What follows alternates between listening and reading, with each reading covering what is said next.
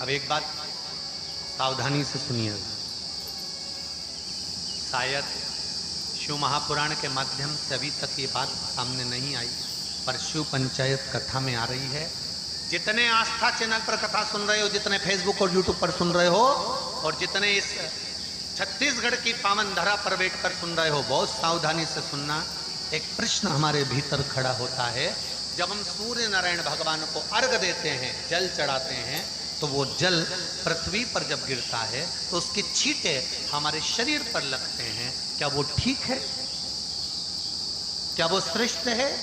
तो शिव महापुराण की कथा कहती है, जब हम सूर्य को अर्घ देते हैं, सूर्य को जल चढ़ाते हैं, वो पानी जब पृथ्वी पर गिरता है, उसके छींटे हमारे शरीर पर लगते हैं, तो वो श्रेष्ठता का भाव निर्मित करते हैं। वो गलत नहीं हो सकता।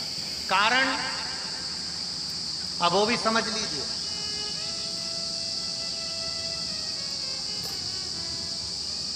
अब सूर्य नारायण भगवान को आप जल चढ़ा रहे हो, तो छींटे नहीं लगे, उसके लिए क्या स्टूल पे चढ़ के चढ़ाओगे कि कुर्सी पे चढ़ के चढ़ाओगे? अरे बोलो तो सही। अब कई लोगों के दिमाग में यह बात भरा गई कि हम भगवान को जल चढ़ाते हैं, वो हमारे शरीर में छींटे लगते हैं, जमीन पे से पानी गिरता है, वो हमारे शरीर को छींटे लगते हैं, भगवान को अच्छा नहीं लगता होगा। कौन ने कहा? पहले तो उसको पकड़ के लड़ो।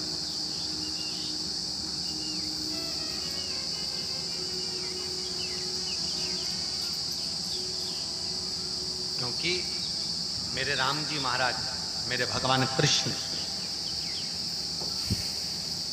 बड़े बड़े संत, साधु, सन्यासी, तपस्वी, साधक, उपासक जितने भी हुए, जिन्होंने सूर्य की आराधना करी, इन्होंने टेबल पे चढ़कर या कुर्सी पे चढ़कर जल नहीं चढ़ाया। इन्होंने पृथ्वी पर खड़े होकर ही, क्योंकि पृथ्वी तत्व के देव हैं शिव। जब हम मृत्यु लोक पर खड़े होकर, पृथ्वी पर खड़े होकर भगवान शंकर का भाग पृथ्वी तत्व को धारण कर कर जल को हाथ में लेकर जब समर्पित करते हैं, और जो जल नीचे गिरता है वो शरीर पर अगर लगता है तो हमको उसका आशीर्वाद ही प्राप्त होता है, दोष नहीं लगता। पर लोगों ने इसको विपरीत कर दिया। कि कौन ने विपरीत करा? कई लोगों ने इसको विपरीत कर दिया। कौन ने विपरीत करा? तो जो दूसरे धर्म के लोग होते हैं, जिनको हिंदू धर्म से नफरत होती है और जो हिंदू धर्म की पूजन, सेवा, अर्चना को समाप्त करना चाहते हैं, वो धीरे धीरे धीरे धीरे कहने लगे कि सूर्य को जल चढ़ाओगे तो शरीर में लगेगा, शरीर में लगेगा तो दोष लगेगा। इसको कह कहकर घर घर में सूर्य को जल चढ़ाना लोगों ने बंद कर दिया कि आप जल चढ़ाएंगे तो दोष लगेगा, शरीर पे छींटा लगेगा, शरीर को ऐसा लगेगा। ये दोष नहीं। कितनी सुंदर बात है महाराज। सूर्य नारायण भगवान को जब जल चढ़ाया जाता है, हाथ सिर से 8 इंच की दूरी पर होना चाहिए। जम के बोलिए, सिर से कितना ऊंचा होना चाहिए? 8 इंच ऊपर अपना हाथ होना चाहिए, मस्तक से सूर्य को जल चढ़ाते हैं। और ना चांदी का, ना स्टील का, न लोहे का, न प्लास्टिक का, न कांच का, न सोने का कोई बर्तन, न कांसे का, न एल्युमिनियम का, न पीतल का, केवल एक पात्र होना चाहिए, वो है तांबे। काय का पात्र होना चाहिए? तांबे का पात्र। और सूर्य नारायण भगवान को जब 8 इंच ऊपर तुम्हारा हस्त है, और जब हम सूर्य को जल चढ़ा रहे हैं, कैसे जल चढ़ाना है वो भी समझ लीजिए।